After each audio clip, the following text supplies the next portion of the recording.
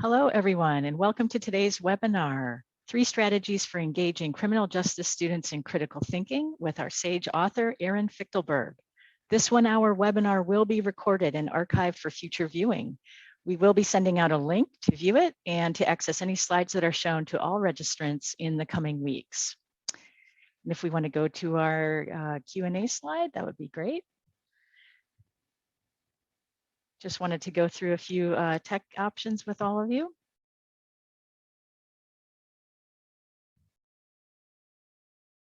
There we go.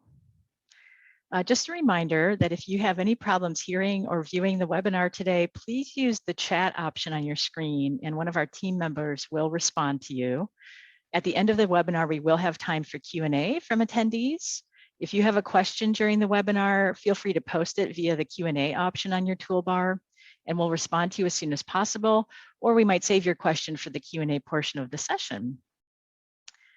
And then and just a reminder too that we do have the hashtag Sage Talks for this webinar. Feel free to post any content there, questions there as well.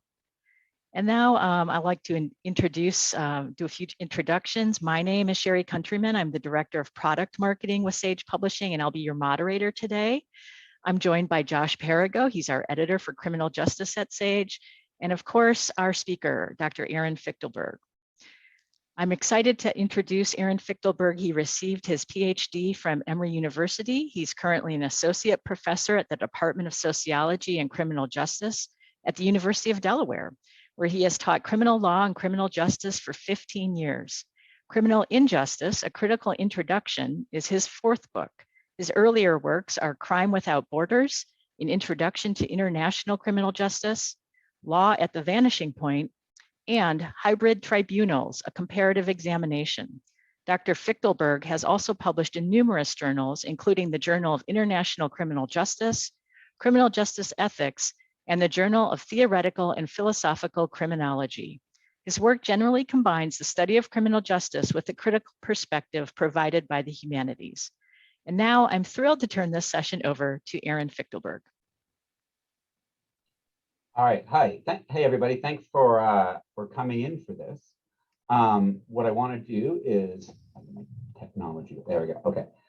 Before we get going here, and we start talking more in depth about critical pedagogy and critical teaching in criminal justice, I do want to do a quick poll to sort of get a sense of how you as a group feel about critical approaches, particularly in relationship to introductory courses. So I'm going to launch a quick poll here, and if you want to quickly check in and let me know what you think, and I'll talk as you're responding to this. So what I'm interested, I come out of a very critical background in terms of my thinking about criminal justice. I never expected to be in the world of criminal justice and teaching people criminal justice. So I had to come in with a critical perspective on things, just to be sort of honest with myself in how I approach the issues. So when I think about, and that's led me for over the years to think about how to be critical in the classroom and to foster a critical perspective from my students. And that's, I try to do that in all kinds of ways that I'll talk about here. But I do, and let me share the results here with you. It seems like there's a strong interest among you guys about critical pedagogy, and that's great. And I'd like to explore some of that maybe if we have time during the question and answer session. But let me talk a little bit about critical thinking first, about what it is, because we tend to mean a lot of different things when we talk about critical thinking in criminal justice. And so what I'd like to do is I want to sort of think about it in terms of 2 modes, what I like to think of as 2 modes of criminal justice. And these 2 types of critical thinking fall under 2 different types. Okay, we have a question already, Sherry. I don't know if we want to get to a question first, or we want to go into discussion. But John, let me go a little bit further first, then we can have a. If it's a technical problem, you can reach out to Sherry. Otherwise, let me go for a little bit, and then we'll have some discussion. So when we talk about two modes of critical thinking, what I really mean by this, the first kind falls sometimes under the rubric of critical thinking in terms of as I say here, sort of rejecting lazy or easy conclusions, whether that is restating sort of cliches or folk psychology, or regurgitating tropes from popular media, and all kinds of sort of general popular misunderstandings of how justice works and how criminal justice works. And that is an important part of, undeniably an important part of how critical teaching works in the classroom. But there's also a second meaning, and this is the more controversial version of critical thinking, and that is placing criminal justice in a critical context, in the sense of thinking about it in relationship to social and economic inequalities, mostly at the structural level, right? Understanding the criminal justice system as reflecting structural inequality, and to a certain extent exacerbating structural inequality. And this is a much more controversial idea about what critical justice and critical thinking are. And this is the form of critical thinking that is associated with the Black Lives Matter movement, with critical racial theory, with critical legal studies, and goes all the way back to the Frankfurt School. And I think both of these are different ideas about what it means to be critical in the classroom, but I do think that they work together. I think the idea that one can be critical about social structures, but at the same time uncritically reflect popular dogma is not possible. Right? And so I think that that there needs to be kind of an understanding of these two modes of critical thinking stand in balance with each other. So let me start by talking a little bit about approaching critical teaching. And I want to be cautious here because we all come from different backgrounds, and I come from a very particular background. And when you place your teaching and your approach within a social context, you have to be conscientious of who you are and where you are as a professor. I have to be aware that I understand that I exist in a social and institutional location myself. I am a straight, cisgendered white male from a middle-class background, right? And that to a certain extent affects how I teach and my approach to teaching, because I come in, as I like to think of it, as I come in with a great number of structural advantages. The institutions of modern academia were built for somebody like me. And so I have lots and lots of room to move around in front of the classroom. I have lots and lots of opportunities that a faculty member of color, a queer faculty member, a queer instructor, a woman, particularly a younger woman, I don't have to face a lot of the challenges that they face. So I cannot come to you guys with a set of hard and fast rules about how to be critical in the classroom because of my social situation and my social location is probably quite different from yours. So when I say I'm constructing an ethos here, what I mean by that is I'm constructing kind of an attitude and a way to approach the classroom that I think is conducive to critical thinking, rather than giving you a set of rules to follow or some sort of algorithm that is going to help you become critical in the classroom and raise critical consciousness among your students. I think understanding what I'm trying to do is develop in you kind of some tips to develop the right kind of attitude or the right kind of ethos for teaching, I think is a much more valid way to do it. So when I say you need to understand your institutional location, you need to understand who you are in front of your students and how they are inclined to perceive you, right? But on the other hand, you also want to understand the social location of the students that you're teaching. My students, I'm at a major state university. I have students who come from a wide variety of backgrounds, but they're mostly middle class. They're mostly white, although not exclusively white. It's become more diverse over the time I've been here, but they come in from a very specific set of experiences that might be different from your students. I've taught at a few other institutions, and I find that it's always interesting to me and always challenging to me how I have to sort of rethink how I approach things if I'm teaching at an institution that maybe has more privileged students, less privileged students, a more diverse student body, right? So again, everything that I'm talking about here is going to be kind of some broad guides, some broad tips to sort of develop a critical attitude and a relationship with your students that's going to make them open to critical teaching. And as I say here, understanding your students is important, and understanding their preconceptions about how the criminal justice world works. We always have students, I have many of my students coming in their freshman year where their primary exposure to criminal justice has been through mass media. And by mass media, I mostly mean television and movies and maybe some true crime podcasts. And so many of them come in with a very strong preconception of how the criminal justice system works, who the major actors in the criminal justice system are, and who are, they're ready to put the world into good guys and bad guys. So if you come in with understanding your students' preconceptions about criminal justice, that is already a first step towards being critical, because you're starting to take them and understand them as people with their own ideas to begin with, not simply empty vessels that you're going to be filling with sort of knowledge. So sorry, now I'm stuck here. I'm gonna go back up here. Apologize, I'm not used to doing it this way. All right, so let me go back into this. Okay. All right, try this again. I'm going to share I apologize, guys. All right. So my first tip for understanding how this works is, as I say here, to value the experiences of your students.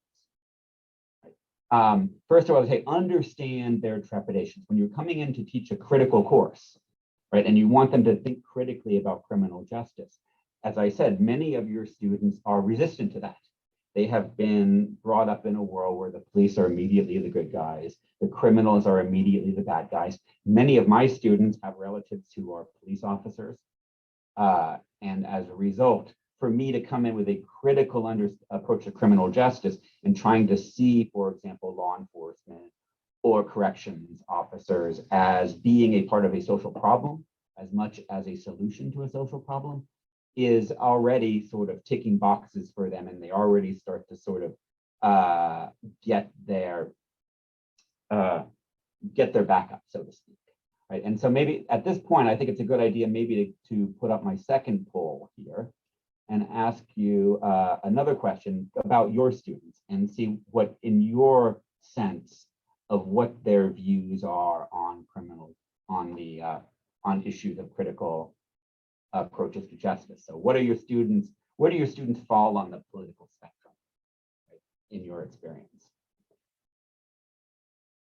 Okay, so we have, looks like I'm looking here. Okay, we've got, give them 1 minute here. Got a couple more people here.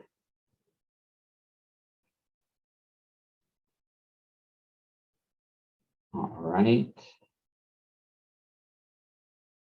Pull there and share the results.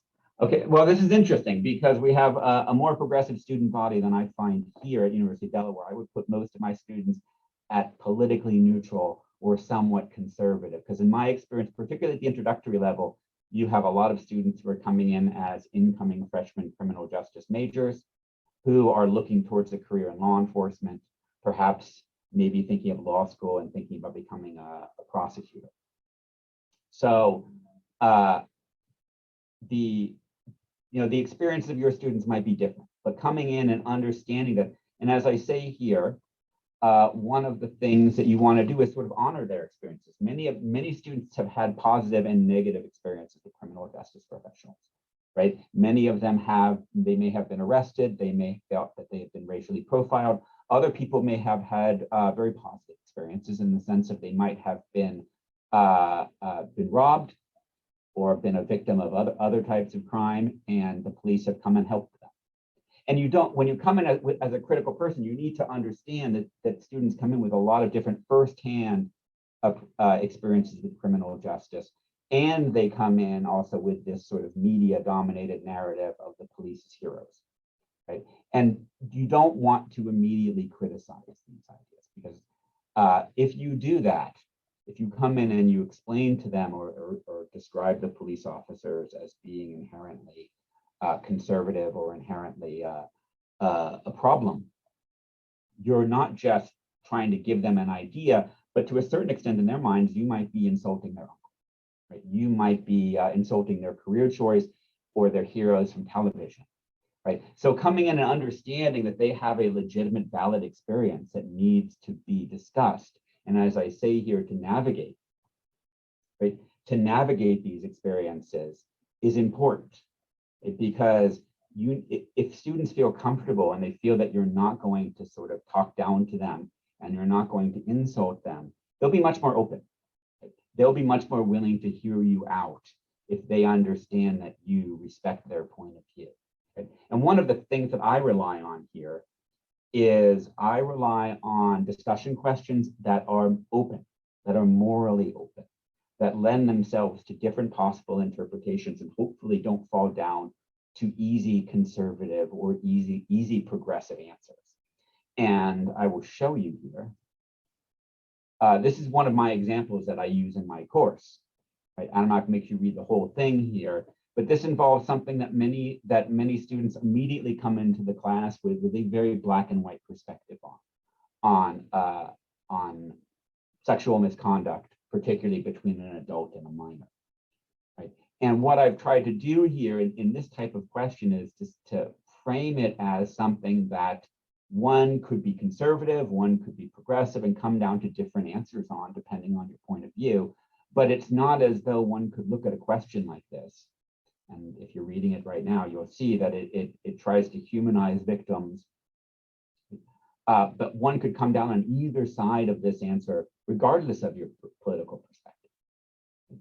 So having open-ended questions like this in ways that to an extent honor the experiences of the student and gives them an opportunity to express their point of view.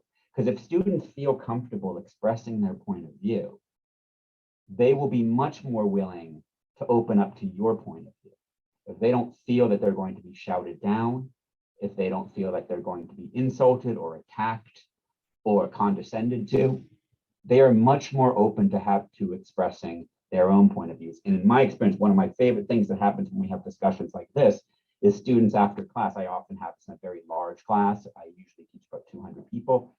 And I will have one or two students, sometimes more, come down after class and want to talk about this case a little more. Maybe they were a little bit nervous to express what they were afraid was an unpopular view in front of 200 of their peers, and instead want to bring it up to me one-on-one. But as long as they feel comfortable enough and they understand my politics, and I'm open with my politics, and I'm open with my perspective from day one, once they understand that I'm going to hear them out and I'm going to respect our disagreements, they're much more open to listening to me. They don't feel like I'm a threat to them. I'm not attacking or insulting their uncle or their dad who was a police officer when I talk about things like racial profiling, for example.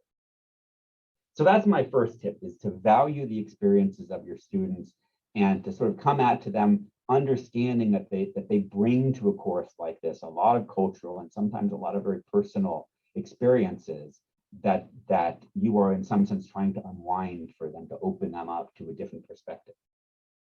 And that leads me to my second main point, which is I say here, let the data do the work sometimes. Like not all the time, but oftentimes data can be very compelling to students, right? There's lots and lots of data out there, I'm sure many of you know, and it's not hard for the students themselves to do research on something. One of my favorite things is when students who disagree with me go out and do some of their own research, and I try to point them in the right directions of things like the Bureau of Justice Statistics, for example, point to some of their reports and other types of material that they can use if they want to come at me. But framing data in a way, as I say here, that students can understand and that does ideological or political work for you. Right? The data, for example, I'll give you two of my examples here of ways that I try to present data to my students that will help foster some sort of critical thinking about criminal justice. And here's one of them. This is the relative race and population of federal prison, right?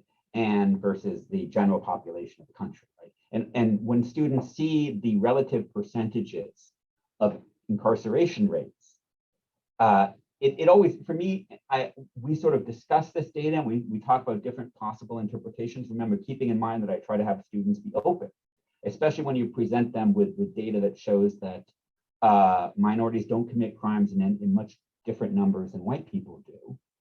The data itself kind of does some work, right? They'll look at this and they'll say, incarceration rates are significantly higher among African Americans and among Hispanics. And whites is much significantly lower. And there's a lot of ways you can go in a discussion of that data. And you want to be very careful in a conversation like this with your class, because often students might, if you have sort of an uncritical student will say, well, that's just because Black people commit more crime, right? And that's always a fairly difficult conversation to navigate. But again, if you come at it and you say, well, why do you think that would be beyond what you've seen in the media? And then you can bring in other data, if you'd like, that sort of refutes these stereotypes. But this type of data does critical work. It's very simple data, right? Obviously, as professional social scientists, many of us could find lots and lots of problems with the data as it's presented. But this is the sort of empirical data that is presented in an easily digestible way that does critical work. And this is another one. I like this data because it plays into both progressive and conservative points of view. If you talk about how much money we spend on incarceration, it challenges particularly conservative students who tend to like low spending, right? They don't like government spending. So having this sort of data available to students and talk about why, especially if you contrast this to things like the reduction in overall crime in the 1990s, it does a lot of interesting work for students. It makes them sort of think about and leads to discussions about why we're spending so much money on incarceration. And I like to bring up the question of who benefits, right? Who are the groups that benefit the most from this massive spending?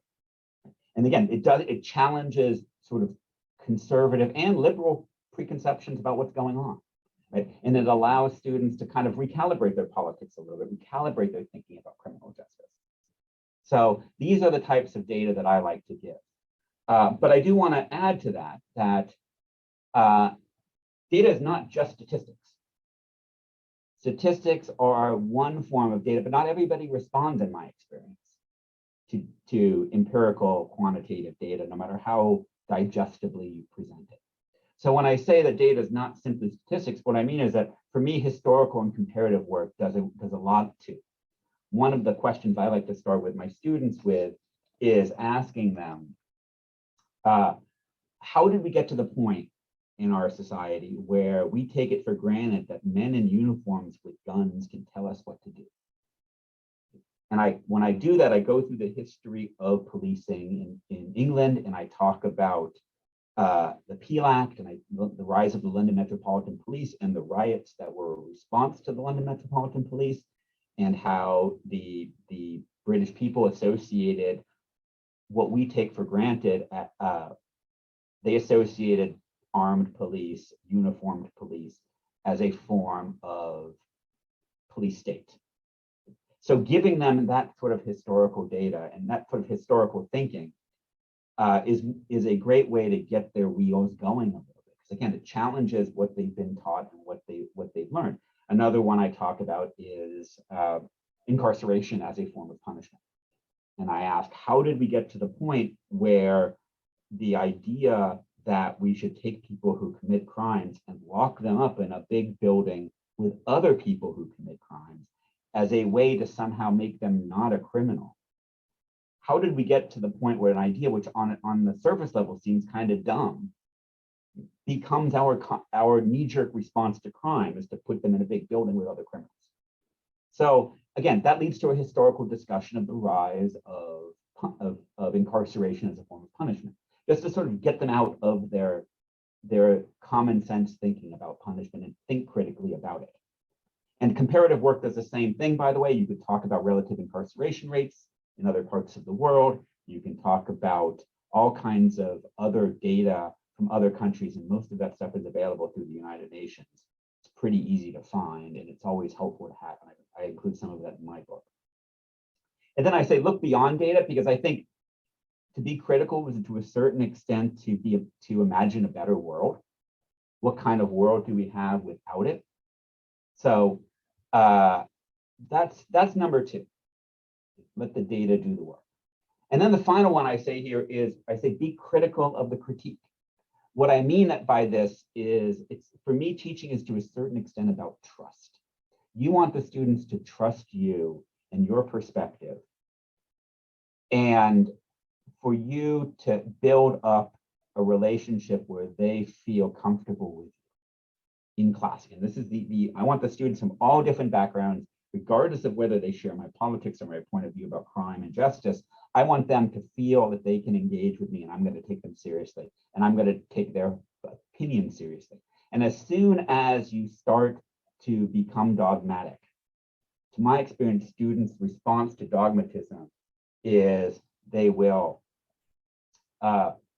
shut down. They'll figure that you have power over them. It's their job to repeat what you say on an exam so that you can get a good grade and they can get a good grade and get out, right? That is when trust breaks down, when they feel like they just need to regurgitate your points back, right? So if they get a sense that you're dogmatic, if they get a sense that you only see the world through your lens, right, that's how they're going to respond to you. And so one of the ways I try to do this is to admit when I'm wrong. Lots of times students will make points to me and I will make a rebuttal to them, and then occasionally they'll be like, well, you know what, I researched this and that's not true. Or my uncle, who's a police officer, it's always an uncle with a police officer, has this point. I'm like, well, that's really interesting. It doesn't really reflect what I think, but it's really interesting and maybe we should think about this. And so, for example, I think as a white male, I have a lot more leeway than many of you might have if you're not from my privileged background. I have a lot more leeway. If I get something wrong, it won't terribly undermine my ability, my relationship with the students.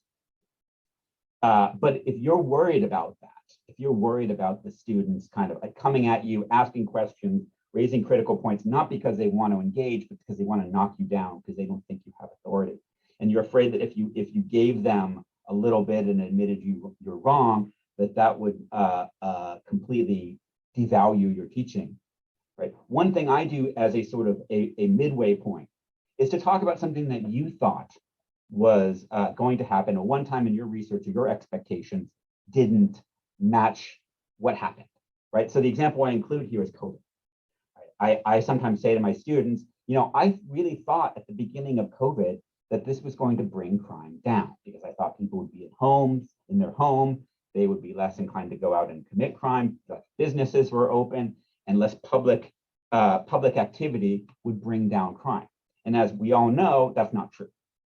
And I share that with my students because I think opening yourself up to your own fallibility as a teacher, as a professor, as a researcher, opening yourself up to your own fallibility is a way for you to build this trust with them so that they feel that they are open to your ideas and they understand that they're not necessarily going to shut down. Right. So these 3 tips, I think, are good general guides. As I say, depending on your background and depending on the nature of your students, you're going to have very different experiences. But these 3 tips, I think, are some of the best ways to develop a critical approach to teaching. So I'm going to end it there and let you guys, if you have any questions, please go ahead, Shari. I know you wanted to moderate a little bit. I apologize to the person who had a comment or a question during the discussion. I couldn't get to it, but I'm happy to answer anything now. That was great, Aaron. Thank you so much for those 3 tips. That's terrific. And we will again remind everybody on the line that there will be a recording sent to all of you today. And you'll be able to see Aaron's slides. But we will, as Aaron said, open it up for questions now. We've got plenty of time, and I'll be checking the Q&A. You can use that icon on your toolbar to give us any questions, and I'll field those for Aaron. And then also I've got some questions that came in even from the registration from some folks. So we'll give you some time to put your questions in the Q&A, but I have one to start us off with. Aaron, what do you suggest for supplemental resources like documentaries, thinking about the 13th or the house I live in? I really like the 13th. The 13th is great. I've used that. I've used lots and lots of different kinds of material. Now, I teach a large course with 200 students, and prior to COVID, in my experience, it was very hard to get students to sit down and watch something outside of class. I have used the 13th. I've even used things like science fiction sometimes as ways to expand on points. I often use a little bit of stand-up comedy. There are some great comedians who talk a lot about policing or about white privilege in how we talk about crime. I've given little clips to them. And those are some of the best things. Another thing I've used, by the way, another short clip header that I've used is, I don't know if you're familiar with the show Adam Ruins Everything. It was a short-lived comedy show about debunking popular myths, and they have some great ones on there about things like forensics, how we misuse, how forensics, the mythology around things like fingerprints and mythology around DNA evidence. I've used that before too. So there's lots and lots of different material out there. I think the 13th, I have not seen the house I live in, but there's lots and lots of material like that I think is good. Great. Keep those questions coming. That was a great way to start off. Here's one for you, Aaron, that came in even in advance of the webinar. How do you do justice to real-world events and balance discussion of these events with, that real practical side of getting through the material in the course? Well, one of the things about a critical approach to criminal justice and teaching criminal justice in general is that there's always something. You can always, unfortunately, you can almost set your watch to the fact that there's going to be some problematic policing or some problematic issue in terms of incarceration or other types of issues. And sometimes what I've done in my class is I have stopped for a few minutes because I feel that, and I'll say, even though this is out of context to where we are in the class, this is a big issue. Whether, for example, George Floyd is a good example of this, where there's a large issue to discuss, and what I will do is I will bring it in and have a discussion about it. But my discussion is usually about trying to get past popular misunderstandings of what happened. So I will often come in and explain some things that, you can always count on people on the news or politicians to say things that are problematic at best. Right? In that sense, that as much as I hate to use this, as he is an alumni of my university, Joe Biden, for example, has said a few things over the last couple of years about criminal justice that were just kind of ignorant, for lack of a better word, in the sense of, well, one example we use is, why can't police officers just shoot guns out of people's hands? And I like this one because I can bring in some of my students who use guns, who are gun enthusiasts, and we have a conversation about why that is a very problematic way to think about guns and about gun violence. So what I will do is I will bring in, I will sort of set off in my class a few minutes of time, particularly if I have students who've come up to me and asked about it. I'll come in and I'll say, here's what we know in criminal justice about this issue. Here's what people are talking about. Here's what people are missing about the issue, right? So you don't want to get sidetracked by it, right? Because you'll often have students who are very passionate about the issue. And I never want to discourage students being passionate about crime and justice issues.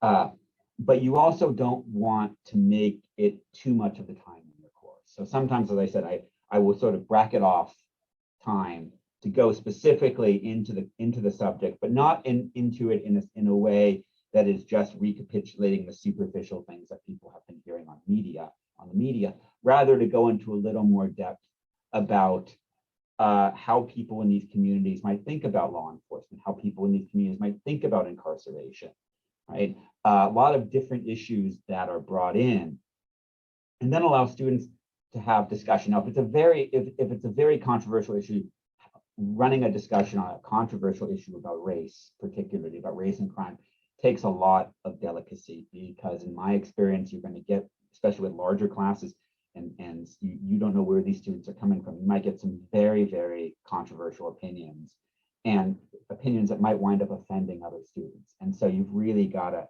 be really careful in how you frame things. If somebody says something, and I've had this before, I'm sure some of you have probably had it, where a student says something that is outright offensive to other students.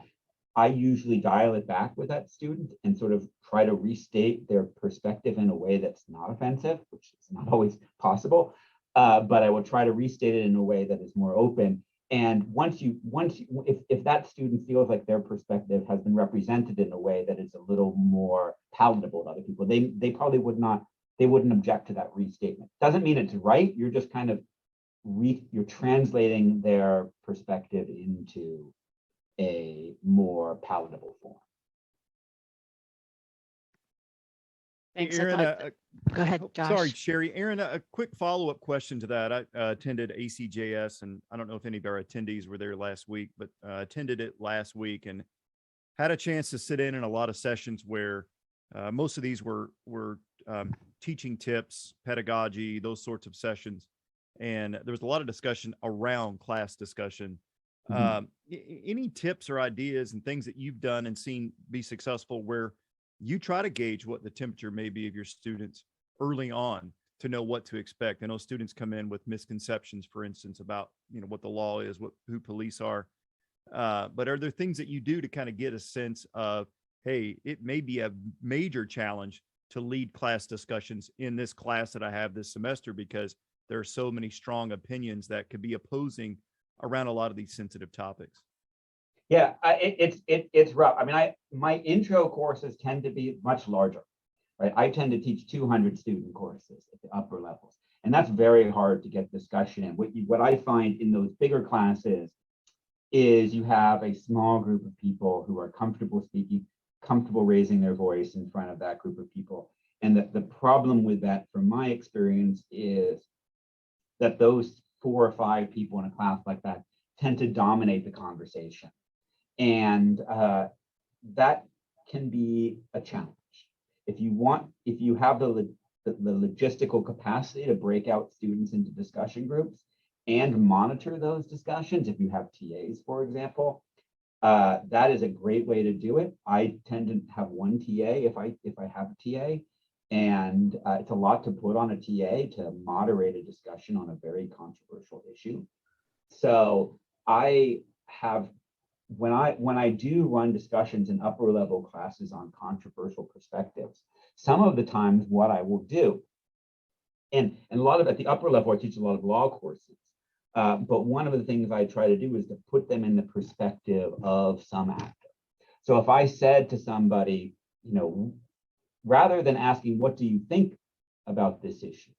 I'll say, imagine you were defending this person. You were their defense attorney. How would you frame the answer? If you put it in a way that is giving them an opportunity to sort of inhabit an actor particularly in an adversarial process, if you give them the opportunity to say, okay, you're representing this person in court, what is your argument going to look like to defend that person? And okay, you over here, and I tend to sort of pick people out of the audience and make them my guinea pig, so to speak. And I'll say, you over here, you're the defense attorney. Or you're the prosecutor. What is your perspective on this issue going to be? Putting people in sort of adversarial roles rather than necessarily having them express their personal view, I think it's often leads to a much more productive conversation, because it allows students to kind of think about ideas without necessarily being personally committed to them. It is a part of, I think, education and a part of learning for students to take a variety of positions. right? To understand an issue that they may feel very strongly about from a variety of standpoints. And putting people in professional roles in the classroom, sort of making them a mock prosecutor or a mock defense attorney or a mock judge or a mock whatever. But if you put a person in a role, then it sort of allows them to distance themselves a little bit from the issue and allows them to step back and think about it from multiple perspectives. And I can find that can both turn down the heat and raise the light, so to speak. You know, they'll understand the issue better. It's easier to do in a big course because you can do that. But my trick when I always teach, and even in a 200 student course, is to find a student in the class and rather than asking the class in general, putting a question out to 200 people where only those 5 people are going to raise their hands, is to find a student in the class who looks like they're engaged, who looks like they're listening, but has not spoken, and address them individually. And don't address them as what does the book say on chapter 5, page 126, but ask, hey, what do you think about this issue? Right? Is a much better way to get discussion going than to simply get everybody go to their kind of political, ideological corners and come at each other. Because in the end, that doesn't do anything but get anybody mad. Right? If you force, for lack of a better word, if you put people in positions where they're forced to think about it from somebody else's perspective, they will respond in a way that's quite different in my experience, Josh. That's great. I've got another question that came in for you, Aaron.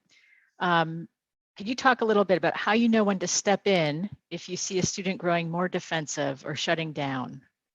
Mm-hmm. Well, in terms of those are 2 different things, right?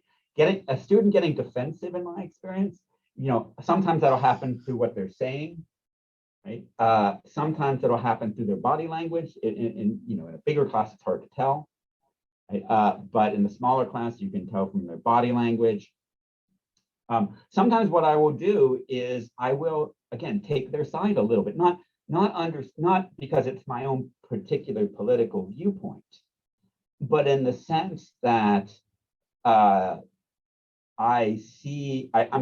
will sort of inhabit their perspective so that they feel to a certain extent they have an ally. So for example, I might say something like, let's say, for example, a student said, well, if African Americans didn't commit crime at the rate that they do, they wouldn't be in prison so much. And then you imagine if somebody makes that sort of comment in class, a lot of students will be either upset or they will be angry about that comment, right? And then if they respond to it, they might respond angrily, not at the material, but at that student.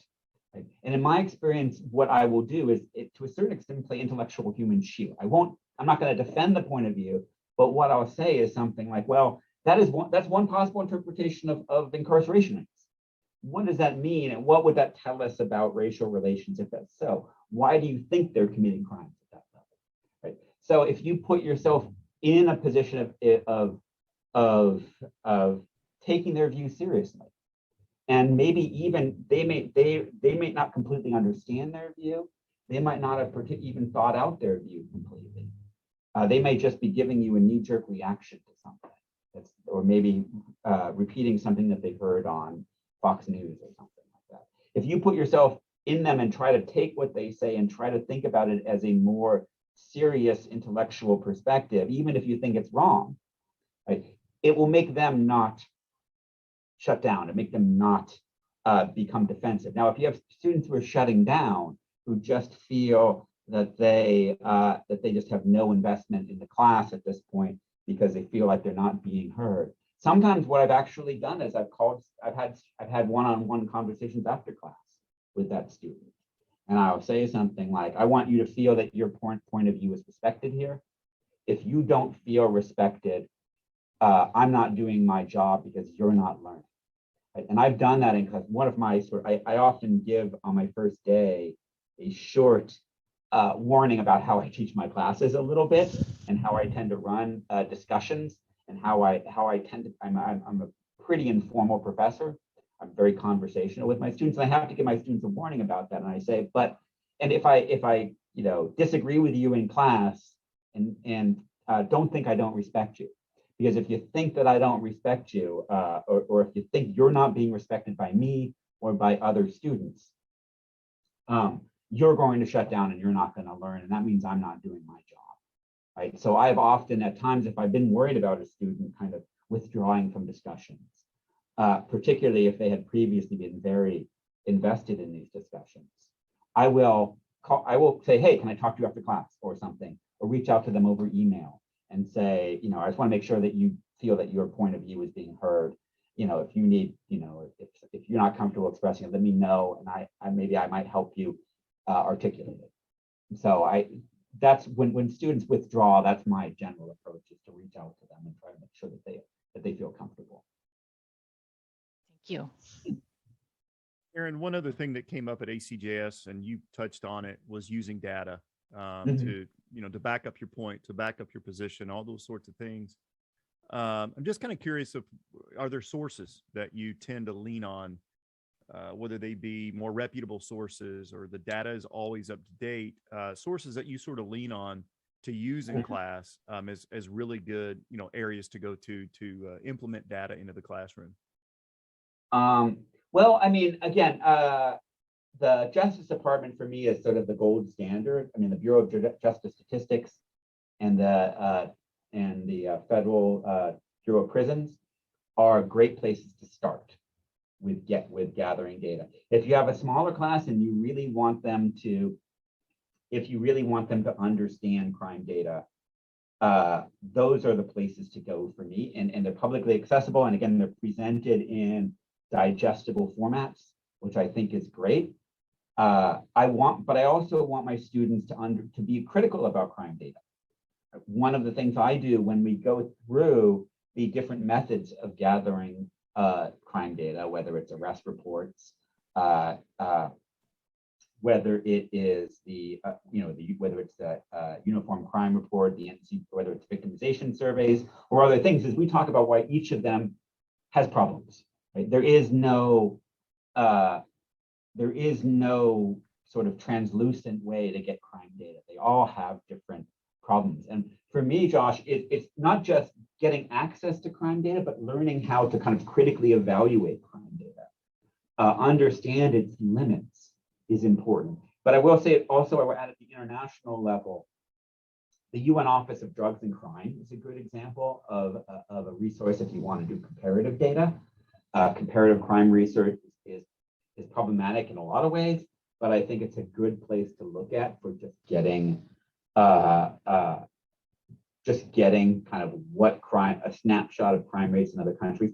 But as I say, I want my students not just to see the crime data, but to look sort of past it, to understand not only how you gather it, but how it's used. One of the things that I talk about with my students, and it's a discussion point in my book, is to understand that there's always political motivations behind how crime data is gathered. There's always political motivations behind how crime data is presented. So I ask my students, so why would a state or local government want crime to be high? What? And then they say, well, maybe that might lead to more funding. Right? And then I said, well, why would they want it to be low? Well, that might help property values. That might boost the standing of politicians. They can say we could keep crime low here. So I want students to not just understand crime data as though these were objective perspectives on what's going on, but to understand that they are part of a political conversation and a political conflict too. And one of the things I start my class with on one of the first days is I say, we have popularly elected prosecutors around here. And one of the advertisements you'll see is, this prosecutor has 100% conviction rate. And I tell my students, that sounds great, right? That's crime data. That sounds pretty impressive. And then I say, but what's problematic with that? And then I say, well, over 95% of cases are plea bargains, which are effectively convictions.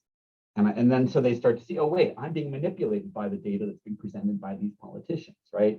So for me, going to Bureau of Justice Statistics, I think, is one of the best sources. The Bureau of Prisons is one of the best sources. The UN is the best source, is a good source. But it's also, I want them to understand that this data always takes place in a context of political interest groups who want to represent things in one way or another. So it's sort of what you asked, Josh, but it's a little bit beyond that too, I think. I'm not sure if that's 100% satisfying, but that's how I try to do it. That's great. Just keeping an eye on the time. We've got time for a few more questions. I've got another one, and please, everyone on the line, feel free once again to use that Q&A. Aaron, can you go back to, you've talked a lot today about how to manage sort of difficult conversations and varying opinions in your course, in your student audience. What's going through your mind as an instructor when you know the student's wrong, you want to sort of bring them along and show them why, but still going back to that idea of respecting their point of view and so forth, and trying to get into that engagement and conversation. We had a lot of attendees on the line when they signed up for this webinar wanting to know, those keys to making the class engaging. Yeah, I try to prevent at all costs telling a student that they're wrong, because I think once you tell them that they're wrong, they will shut down, right? And again, those students who particularly have trepidations about a critical approach, right? I tend to think of them as you need to sort of shepherd them along. And if you say you're wrong, they are going to shut down. And equally, I will say, it's never just here is what's going on. A student will not just say something that's wrong. They would, more often than not, they will say something that's wrong backed by some kind of authority that they trust, right? Sometimes, if you're lucky, it'll be somebody who has an opinion on the internet, and you can sort of say, well, I think that person's wrong. If you're less lucky, it'll be that person's dad or that person's uncle who is a state trooper. Right? It'll be somebody who they have a personal commitment to. So if I say that is just wrong, that student will, I will be insulting their uncle. Right, and that's gonna again, the point is not to convince them at this point of anything. I mean, the point is to keep them engaged and to keep them open to the discussion, right? And if you say you're wrong, that is a strong inclination to get them to shut down. So what I do instead is, if somebody says something wrong, to be honest, I say, look, you may have a source on that. I don't know what your source is. Here's what we know from the data. Here's what we know from the facts here. It might be, again, so my approach is often to kind of not to dismiss their idea, but to place it alongside the data that we have, right? That the information that we have that says that that's false, and let them draw their own conclusions about it. Because again, I can't tell them what to think. Sometimes what I've done, which is a little sneakier, is to basically reinterpret what they say in a way that's correct. In the sense of, if they say, well, my uncle said that my uncle is a lawyer, of course, and my uncle said that that because we have the death penalty, we have a lot less crime, right? And I'll be like, well, rather than saying that's just factually wrong, I will say, well, here's what we know. Here's looking at crime rates in states with the death penalty versus crime rates in states without the death penalty. Here's what the American Society of Criminology says about this. So there's a lot that doesn't seem to add up to what your uncle thinks. But if there's maybe, and sometimes I've said, hey, go ask your uncle what he means by this and come back, right? I let them do sort of their own thinking and their own research on it and then come back. And then usually they'll find out they misunderstood their uncle, or their uncle doesn't know what they're talking about, or something like that. But it allows them to sort of be an active participant in their own enlightenment about these issues. And or sometimes I might say, well, there have been some science, and there have been some researchers, and there's been some economists I know who've written on deterrence and the death penalty who agree with that. Until I'll say something like, well, these economists have argued that, but I think that their view is mostly an outlier. I think that you could say that in certain limited contexts, people might be deterred by the death penalty, but in general, I think from a criminological perspective, we're doubtful about that. So that's a way to finesse things that they say that are just blatantly not true into an opportunity for them to both rethink their own perspectives and to go up maybe even and do their own thinking and kind of do their own work to kind of reevaluate their perspective. Thank you. I know we're almost at the hour, and I just wanted to give everyone on the line a little chance to learn about what Aaron's SAGE book is. So before we end, Criminal Injustice is also available not only as a digital copy for you after this webinar, but we do have it in our SAGE digital platform. Basically, that is the content of the book delivered in our intuitive platform that offers a lot of multimedia activities. You'll get knowledge checks for your students, auto-graded assignments, critical thinking checks, polling that Aaron made such good use of today, chapter tests, data exercises, again, looping back to Aaron's discussion of using critical data. There'll be reading activities, and there's also assignable video. So we are happy to set you up with access to that as well. And certainly following the webinar, I'll be sending out a short survey to everyone on the line. You can let us know what you thought about today's event. And then also have access, let us know if you're interested in getting a copy of Aaron's book or access to Sage Vantage. And just wanted to thank everybody on the line for attending. Aaron, that was really great. I know there's a lot of people out there who are just wanting to have better conversations with their students. And I think today's tips will be really helpful to everybody. So excited to share the recording certainly after today.